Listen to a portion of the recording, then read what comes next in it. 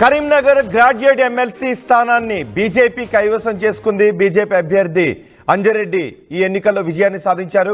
5,106 ఓట్ల ఆధిక్యంతో ఆయన గెలుపును పొందారు. ఓటమితో కౌంటింగ్ కేంద్రం నుంచి ఏడ్చుకుంటూ బయటకు వెళ్ళిపోయారు ఆల్ఫోర్స్ నరేందర్ రెడ్డి. ఈ విజయంపై అంజిరెడ్డి మాట్లాడారు. అంజిరెడ్డి ఏమన్నారో చూద్దాం.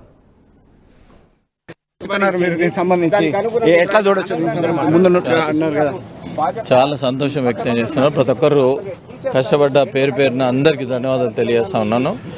రాష్ట్ర అధ్యక్షుడు కిషన్ రెడ్డి గారికి మరియు కేంద్ర మంత్రి వారు బండి సంజయ్ అన్న గారికి మరియు అదేవిధంగా మంత్రులందరికీ మరియు ఎంపీలందరికీ ఎమ్మెల్యేలందరికీ జిల్లా అధ్యక్షులు 25 ప్రభారులు మండల అధ్యక్షులు ప్రతి ఒక్కరికి ఎవరైతే కష్టపడ్డారో వాళ్ళందరికీ ధన్యవాదాలు తెలియజేస్తాను. మీరు ఇచ్చినటువంటి హామీలు నెరవేర్చే అవకాశం కనబడుతుంది. పక్క నెరవేర్చే. మొత్తానికి గెలిచిన అంజిరెడ్డి ఆర్టీవీతో మాట్లాడారు. ఆయన గెలుపుపై సంతోషాన్ని వ్యక్తం చేస్తున్నారు. గెలవటానికి సహకరించిన అందరికీ కూడా ధన్యవాదాలు చెప్తున్నారు. బీజేపీ సాధించిన ఈ విజయంపై బండి సంజయ్ కూడా మాట్లాడారు. బండి సంజయ్ మాట్లాడారు, చూద్దాం. కరీంనగర్, ఆదిలాబాద్, మెదక్, నిజామాబాద్ శాసనమండలి పట్టభద్రుల నియోజకవర్గం అలాగే ఉపాధ్యాయ నియోజకవర్గంలో విజయకేతనం ఎగరవేయడం జరిగింది. కేంద్ర హోంశాఖ సహాయ మంత్రి బండి సంజయ్ అలాగే ఇతర ఎమ్మెల్యేలు నేతలందరూ కూడా ఒక వార్ ఫుడ్ ప్రోగ్రామ్ లాగా తీసుకొని విజయ డంకా మోగించడంలో కీలక పాత్ర పోషించడం జరిగింది. ముందుగా మీకు కంగ్రాచులేషన్స్. అయితే ప్రధానంగా ఎన్నికల ప్రచార సమయంలో మీరు చేసినటువంటి కామెంట్స్, మీరు బీజేపీకి ఓటేస్తే ఇండియన్ క్రికెట్ టీం మద్దతు తెలిపినట్టు, కాంగ్రెస్ వాళ్ళకి వేస్తే పాకిస్తాన్కి, ఎన్నికలు ఎప్పుడు వచ్చినా ఇదేనా అని చెప్పేసి కాంగ్రెస్ పిసిసి ప్రెసిడెంట్ అంటున్నారు. నేను కాంగ్రెస్ పార్టీ పాకిస్తాన్ టీం అని ఎప్పుడు అనలే, వాళ్ళు అనుకున్నారు అట్లా. ఇప్పుడు కాంగ్రెస్ పార్టీ ఏమనాలే, లేదు భారత్ మేమే భారత్ అని చెప్పుకున్నారు కాంగ్రెస్ పార్టీ. అంటే కాంగ్రెస్ పార్టీ వాళ్ళ భారత్ టీం అని చెప్పుకునే స్థితిలో కూడా స్థాయిలో కూడా లేదు కాంగ్రెస్ పార్టీ. అంటే భారత్ అని వాడడానికి మేము ఇండియన్స్ అని చెప్పుకోవడానికి కూడా కాంగ్రెస్ పార్టీ భయపడుతున్నది. పోయి కాంపిటీ ఇచ్చింది. ఇలా ఏమైంది, ప్రజలు ఏం తినిపించారు ఇలా? కాంగ్రెస్ పార్టీ భారత్ అని చెప్పుకుంటలేదు, వాళ్ళు ఇండియన్స్ అని చెప్పుకుంటారు. మాకేం బాధ, కానీ ఇండియన్స్కి ఓటేస్తాం మేము, ఓటేసారు ఇవాళ. ఇవాళ ఆ రోజు ఇండియా పాకిస్తాన్ మ్యాచ్ అయినప్పుడు ఎట్లా ఉత్కంఠమైన వాతావరణం ఉంది. ఇవాళ ఈ ఎమ్మెల్సీ ఎన్నికలు కూడా ఉత్కంఠమైన వాతావరణం. ఇటువంటి పరిస్థితుల్లో ఇండియా టీమ్గా మేము వస్తున్నాం అని మేము అన్నాం, వచ్చినాం. ప్రజలు మాకు ఓటేసారు. ఒక్క దానికోసం కాదు కదా, ఇలా అభివృద్ధి చూసారు, మోడీ గారి యొక్క గొప్పతనాన్ని చూసారు, కార్యకర్తలు చేసిన పోరాట పటిమని చూసారు, కాంగ్రెస్ పార్టీ మీద ఉన్న వ్యతిరేకత ఎంతో స్పష్టమైంది. ఇవన్నీ సంగతి ఇలా గెలుపు సాధ్యమైంది. అంటే 15 మాసాలైంది కాంగ్రెస్ ప్రభుత్వం అధికారంలోకి వచ్చిన తర్వాత 3 కీలకమైనటువంటి ఎమ్మెల్సీ స్థానాలు, ఒకటి హైదరాబాద్, మరొకటి టీచర్స్ అండ్ గ్రాడ్యుయేట్స్ సంబంధించి మీరు సాధించడం జరిగింది.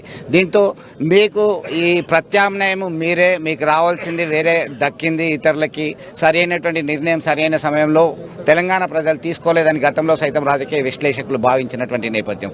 ఇప్పుడు ఏ విధంగా మీరు ఫుల్ఫిల్ చేస్తారు రాబోయే కాలంలో అధికారాన్ని దక్కించుకోవడానికి? ఈ 2 ఎమ్మెల్సీ స్థానాలు గతంలో మై కావు, 2 ఎమ్మెల్సీ స్థానాలు మేము కైవసం చేసుకున్నాం.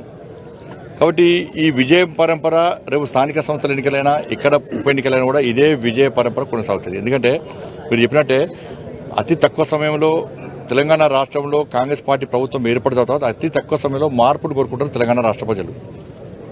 అది మేధావర్గం కానీ ఇటు పేదలు కానీ. కాబట్టి ఇది అంది వచ్చిన అవకాశం. ఈ మార్పు కోరుకునే వాళ్ళందరూ కూడా మేము భారతీయ జనతా పార్టీ కోటేసి గెలిపించాలి, భారతీయ జనతా పార్టీ ద్వారా మాత్రమే మార్పు సాధ్యం అని భావించిన తర్వాత ఇవాళ స్థానిక సంస్థ ఎన్నికలు ఇలా కేంద్ర ప్రభుత్వమే నిధులు ఇస్తున్నది, కేంద్ర ప్రభుత్వమే సంక్షేమ పథకాలు అమలు చేస్తున్నది.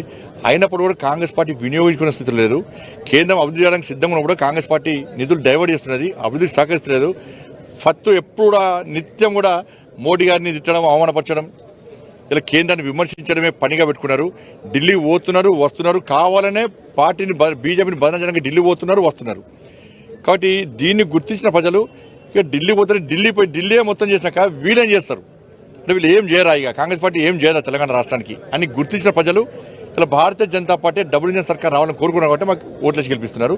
రేపు ఎక్కడ ఎన్నికలు జరిగినా కూడా ఇదే విజయ పరంపర కొనసాగుతుంది. జాతీయ స్థాయిలో అధ్యక్ష పదవికి దక్షిణాది రాష్ట్రాల నుంచి ఒక కీలక నేత ఎంపిక కాబోతున్నారని చెప్పేసి సమాచారం అందుతుంది. దానిలో మీ పేరు కూడా ఉన్నది. బండి సంజయ్ రాబోయే కాలంలో జాతీయ స్థాయి అధ్యక్షుడు అయ్యే అవకాశాలు కనబడుతున్నాయి. Bharatiya Janata party north south ఇవన్నీ ఏముండేయండి, ఇవాళ ఒక టీం కూర్చొని జాతీయ నాయకత్వం నిలుస్తుంది. అది ఒక టీవీ ఛానల్ వచ్చిన కానీ నాది అంత స్థాయి కాదు. నేను దానికి అర్హునని నేను అనుకుంటలేను. కాబట్టి కేంద్ర నాయకత్వం ఒక మంచి వ్యక్తిని, సత్తా ఉన్నటువంటి వ్యక్తిని జాతీయ అధ్యక్షుడు నియమిస్తారు. కాబట్టి ఆ చర్చ మంచిది కాదు. రాష్ట్ర స్థాయిలో ఇప్పుడు ఉన్నటువంటి వ్యాక్యూమ్ని దృష్టిలో పెట్టుకొని ఎట్లాగో అధ్యక్షుని మార్పు అనేది ఒక చర్చ జరుగుతుంది. దానిలో భాగంగా మీరు రండి మళ్ళీ అధ్యక్ష పదవి తీసుకోండి అని చెప్పి కోరితే ఏం చేస్తారు? నేను అధ్యక్ష పదవి రేసులో లేను, ఉండను కూడా. మొత్తం మీద